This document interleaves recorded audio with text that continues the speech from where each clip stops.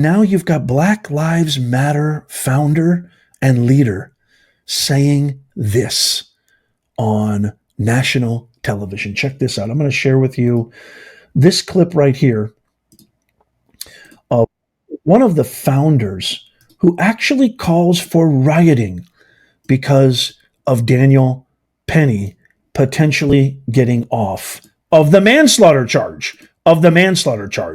Watch this. Co-founder of Black Lives Matter Greater New York. I stand here heartbroken because I have to hug a father who knows that the murderer of his son will most likely go free, who has to look in the face of a jury that no matter the facts, no matter the expert witnesses, no matter the people yelling on that train that day to let Jordan go, you will kill him. They will not find a white man guilty of killing a black man in modern day America. This is no different than Jim Crow. This looks like a picture out of the picture book when you look at that anonymous jury. We have baby boomers who were there doing Jim Crow on this jury. We have young people who are looking at Daniel Penny as a hero. And what America is a hero, a killer. He didn't give a crap about Jordan. The medical examiner said Jordan turned purple. Yes, black people can turn purple when they are denied oxygen. Every lab report showed he died of asphyxiation. And that doesn't matter because they want to spare a white man the penalty of his crimes. America has not changed, and I hate to say it, it may never change. And people who keep asking, are we going to riot? Are we going to protest? Is that what's needed? Do glass have to break? Do cars have to burn for a black man to get justice in America? We can't show up with peace. We can't show up with facts. We can't show up with evidence and witness after witness. You give us nothing. And then you ask us to love this country. America hates black people, and we see it from that jury pool. That's the founder of Black Lives Matter, one of the founders of Black Lives Matter, essentially saying that there should be riots. Similar to the likes of what happened in 2020. But wait, there's more. And by the way, stick around because I've got some good news at the end of this. But wait, there's more. Now you've got New York Black Lives Matter chapter leader Hawk Newsom. This guy's last name actually is Newsom, if you can believe it. He says that anybody who thinks Daniel Penny is innocent is racist, and the KKK got another victory. Listen to this.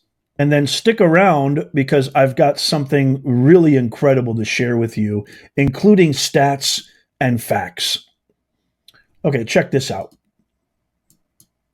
Racism is still alive and kicking in America. There's no other way to view this. Everyone has looked at the case. And those among you who say that Daniel Penny is innocent have racism and bias in your heart. If you look at the facts of this case, then you understand that Daniel Penny is guilty. But today, white supremacy got another victory. Today, the KKK, the Klansmen, the evil in America got another victory. They got that top charge dismissed. America shall continue to America and shall continue to place second-class status on black people.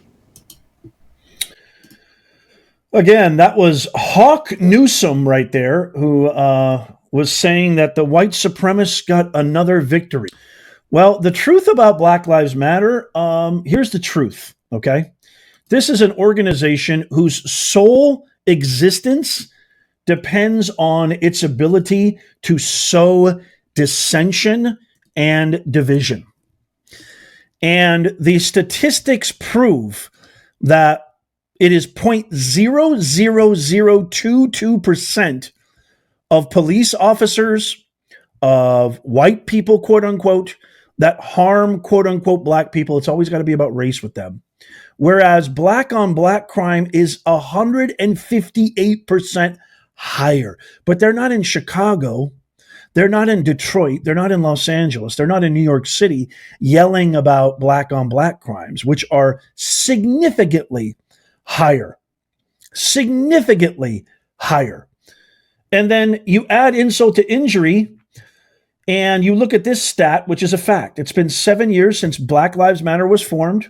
They have raised over $1 billion, and they haven't had one neighborhood cleanup, sent one poor black child to college, bought school supplies, fed the hungry, donated to a food bank, or provided housing to one poor black family. Their only methodology for fueling this money machine, their only currency, is to sow hate, division, race baiting, and race hustling. That is Black Lives Matter. And people like Pushing Up Daisies Pelosi, Chuck the Buck Schumer, the divider-in-chief Barack Hussein are all responsible for incentivizing, for encouraging, and promoting this criminal terrorist organization. But don't take my word for it. I don't know if many of you guys remember this. But this was all foretold. This was all warned by one of the greatest men I know in a law enforcement period. This was all foretold by Sheriff David Clark. I'm going to share with you a clip. Many of you probably have never seen this. Sheriff David Clark absolutely schooling Don Lemon, the most useless person to ever have a microphone, maybe besides Joy Behar. But I want you to watch Sheriff David Clark as he absolutely schools Don Lemon on who Black Lives Matter really is. But in the country, what's your message? You don't believe that for 1 minute, do you? That their message is? Yeah. That's what they said to me. Okay. Yeah, I believe them. Of Any course I believe them protests when they say over that. the deaths of these cops today in Baton Rouge? I don't know that. Any riots or protests over the police officers in Dallas, Texas? What are you asking? It's a pretty simple question. I Yeah. asked you what's your message to the people. Their message is one of peace. What is your message? My message has been clear from day one 2 years ago. This anti-cop sentiment from this hateful ideology called Black Lives Matter has fueled this rage against the American police officer. I predicted this 2 years ago. So what I want to know, okay, Sheriff. do I want to know? With all due respect, do you know that this was because of that? Yes, I do. As a law enforcement officer? I've been watching this for 2 years. I predicted this. This anti-police rhetoric sweeping the country has turned out some hateful things inside of people that are now playing themselves out on the American police officer. I want to know, with all of the black on black violence in the United States of America, by the way, when the tragedies happened in Louisiana and Minnesota, you know that 21 black people were murdered across the United States? Was there any reporting on that? There was a black officer who was killed today, but Was there any reporting on that? Sheriff, please, let's just keep the volume down here. So I understand, and listen, I'm looking at 3 dead cops this week, Sheriff, and I'm looking at 5 last year. You trying to tell me to keep it down? If you'll just please, we can keep it civil. So, because the message to people at home, I'm sure you want, is one of civility. I wish, Don, I wish you had that message of civility. Have a conversation toward this with you. hateful ideology, these purveyors of You don't hate. know what my message is. That's what I want they to say do. to you is these if you'll people let me get preach it. Are you going to get a word and in? virtue We'll be right in the back. name We're of going to go to break, hate. and we'll be. So Don Lemon goes to break because he can't handle the truth. Sheriff David Clark should be, I want this guy to run for some kind of office. Don Lemon absolutely knows nothing. This is a sheriff who just said it right there. How come you guys don't report, okay? How come you guys don't report on all the black on black crime? That in the span of you reporting this ridiculous, BLM story and BLM activism, that people are dying right now. Black people are killing other black people in Chicago as we speak. By the way, that interview was years ago. That was during the Ferguson days, which is where Black Lives Matter started. And Sheriff David Clark has identified BLM as a domestic terrorist organization.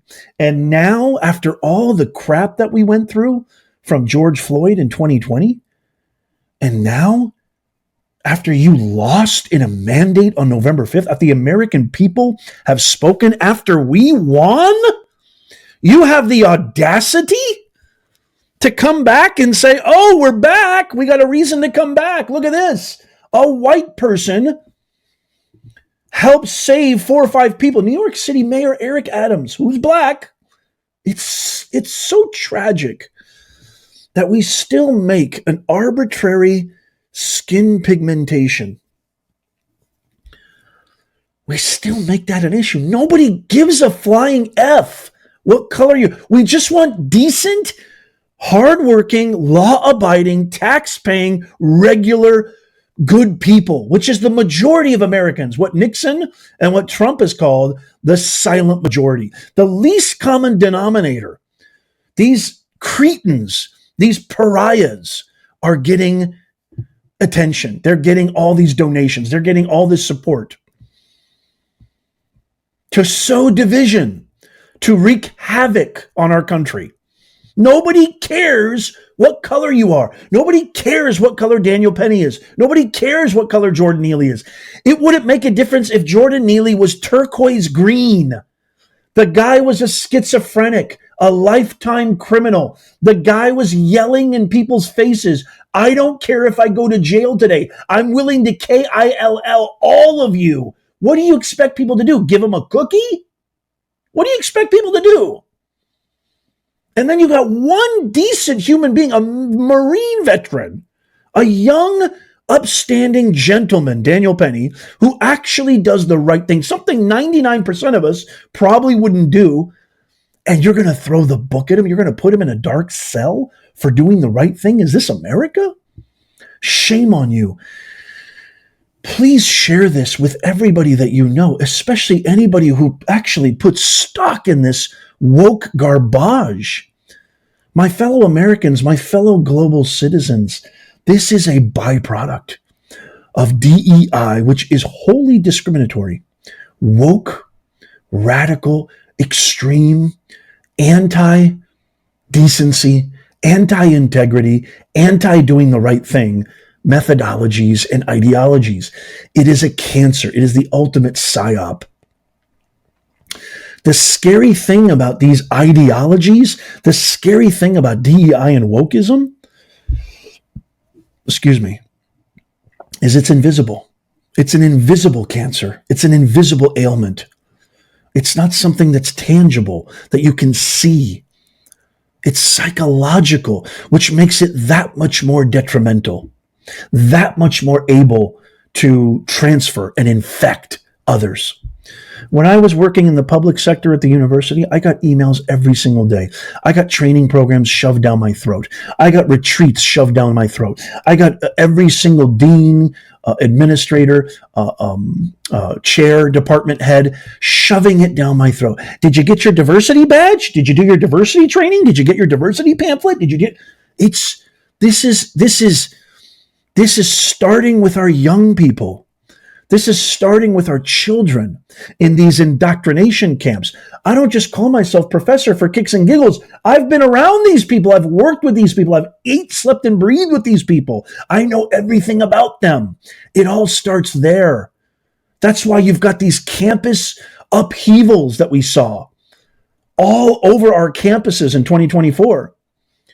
Where they actually stopped Jewish students from entering in 2024. Can you believe this? They stopped Jewish American students from entering campus. This is the woke ideologies. These are the cancerous diseases, parasitic diseases that have infected our world, not just our country, our world. We need to share this with everyone. We need to enlighten people who these people truly are. It is an absolute travesty. I can't wait to get your thoughts on this. Let me know what your thoughts are in the comments down below. Daniel Penny, the trial resumes. Deliberation resumes on Monday. And, I'm going to keep you posted. I'm going to tell you everything, all the latest breaking, what's happening. So make sure you stay tuned to that. And Godspeed Daniel Penny, and Godspeed his family. And let's just hope the jury and the criminal justice system actually does the right thing. If you missed that video where I did an entire live stream breaking down the entire case, breaking down everything that eyewitness key testimony said about Jordan Neely threatening the entire subway car, and what Daniel Penny did was so heroic, something that we would wish that we could be. If you were ever in a situation like that, the first person you would want to be in the subway car with you, I guarantee it, especially if your kids and loved ones are on that subway car, is Daniel Penny. Let me know in the comments down below.